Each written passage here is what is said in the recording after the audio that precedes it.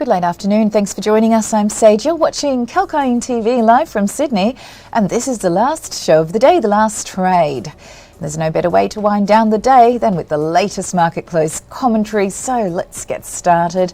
And the ASX 200 ended lower today, dropping 0.25% after setting a new 20-day high.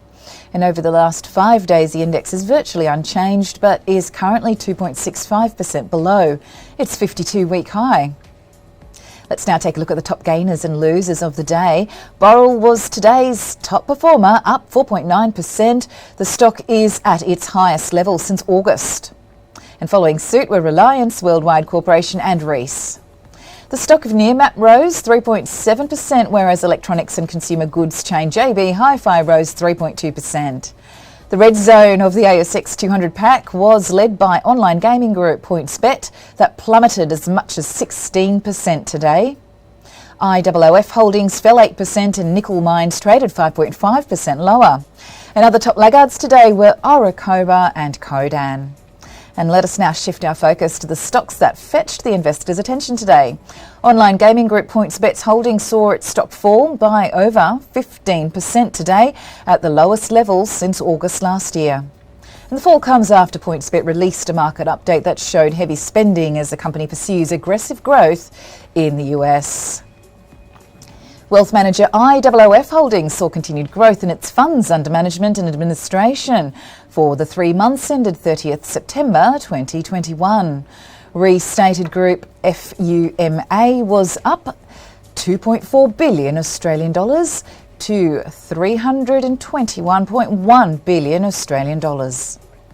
And as at the end of September, IOOF maintained active advice services relationships with 1,883 financial advisors, slightly lower than the numbers at the end of June. And today, the stock traded in the red zone. Australia and New Zealand Banking Group said that its full-year cash profit from continuing operations rose 65%, reaching 6.2 billion Australian dollars. This is despite pressures on mortgage growth boosted by the release of more than 500 million Australian dollars in provisions for bad debts as the economic outlook improves. And ANZ traded up by nearly 0.5% today.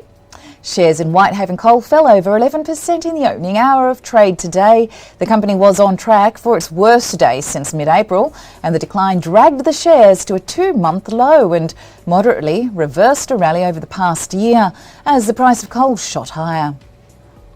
Heightened demand for energy, particularly in Europe and China, has helped to push the price of the commodities skyward as a lack of scale from new renewables and underinvestment in fossil fuels squeezed prices higher. On the contrary, building materials group Boral is now at its highest level since August. The company told shareholders that lockdowns are not having as big an impact as first forecast. The EBIT impact of COVID-related costs and lower volumes in the September quarter was around 33 million Australian dollars, compared with an earlier estimate of around 50 million Australian dollars.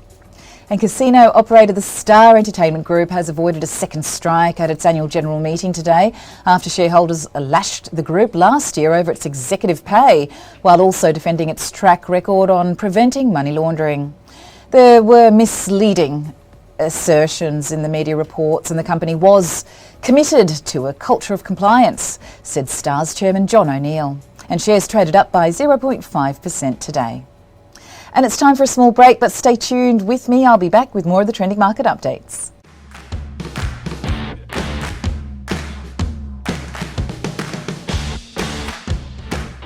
Tune in to stay updated while on the move. We will tell you where the crypto craze has reached, Where the property market is headed next. what the world is doing to become more environmentally friendly. Apart from tracking the daily market charter. Be on top of the latest news and announcements With Kalkine TV.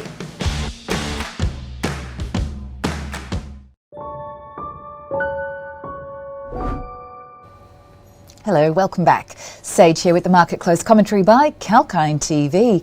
And let us look at some more of those stocks that grabbed the investors' attention today.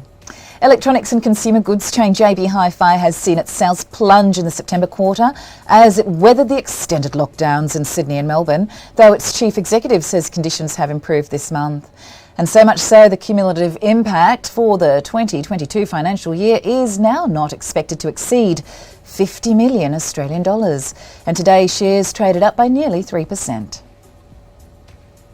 Priceline operator Australian Pharmaceutical Industries has gained 1.1 million Australian dollars net profit for 2021 despite COVID-19 retail shutdowns hitting the business hard. The pharmacy wholesaler revealed that it had booked revenues of 4 billion Australian dollars for 2021, a 0.4% drop on last year. API shares traded flat today. And now that we know what the stance is back home, let us move on to the next segment and understand the Asian and global markets performance. And most Asian stocks fell today amid the concerns that the recovery from the pandemic will slow as elevated inflation forces tighten the monetary policy. And besides, investors are watching whether one of the biggest developers, Evergrande Group, can avoid a default on 2 trillion yuan of debt. Shares slipped in Japan, were little changed in South Korea, and the market in India opened flat. In Japan, the benchmark Nikkei 225 index was down 0.84%, while the broader Topix index slipped 0.64%. Hong Kong stocks started Thursday's trade slightly higher following the previous day's steep losses, though investors were keeping a wary eye on the surging inflation, central bank tightening, and a fresh COVID outbreak in China. The Hang Seng Index added 0.08% and the Shanghai Composite Index slipped 0.38%. And we've made it to the last segment of the show. Let's have a quick look over the buzzing crypto markets performance. And today the global crypto market cap was down 4.49% to 2.46 trillion US dollars. Bitcoin's price today slipped below the $60,000 US level, its lowest level in over a week, following a record-breaking level hit last week. The world's largest cryptocurrency by market capitalisation was trading 3.5% lower at $58,725 US dollars. Bitcoin is up more than 30% this month, and the digital token is still on track for its best month since February. Meanwhile, Shiba Inu soared nearly 67%. The coin has been named after the Japanese dog breed Shiba Inu, the mascot of Shiba Inu, which is based on the Shiba pup. The coin aims to be the Ethereum-based counterpart to Dogecoin. In other news, an exchange-traded fund tracking cryptocurrency miners and infrastructure providers debuted in Australia, the latest in a global flurry of digital asset products. The Cosmos Global Digital Miners Access ETF, ticker DIGA, will include firms like Marathon Digital, Holdings Riot, Blockchain, Hive Blockchain Technologies and Hut 8 Mining, and will trade on the Chi-X Australia Exchange.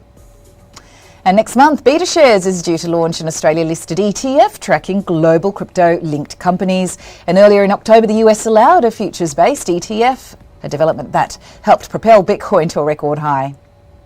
And with that, folks, it's a wrap. Hope you found the market closing commentary informative, and we'll be back tomorrow live from Sydney at 9:30 in the morning. You can count on that for the first report on the pre-market scenario. Till then, take care, stay safe. Sage signing off.